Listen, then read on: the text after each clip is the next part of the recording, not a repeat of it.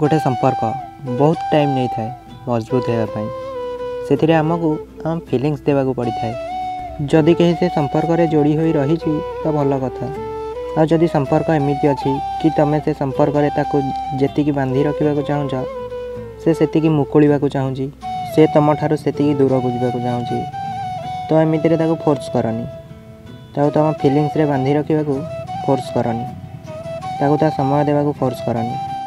किसी संपर्क एत मजबूत होता है कि कौन भी कारण रे भांगी न था। आ किछि लोक एमती भी आम जीवन में आसी था जिते सच्चा भल पाइबा दियो ना कहीं तुम जिते टाइम दियो ना कहीं किंतु से केबे भी बुझी पारती ना बास संपर्क रे से तांकर मतलब खोजी था। जरूरी तो नुहे जी आज तुम साथी रे अच्छी से परमानेंट रहिबो आ जरूरी नुहे कि जे तुमको छाड़ी चलीगला से ही केवल थिला आउ कहीं तुम जीवन में आसबेनि एमती केबे भी हुएनि। तो तुमर समय तुमर फिलिंग्स को निज हिसाब रे खर्च कर कहीं ना जीवनटा तुमर आ एथिरे केवल तुमको ही चलने को पड़ो। Thanks for your watch. Please like comment share and subscribe.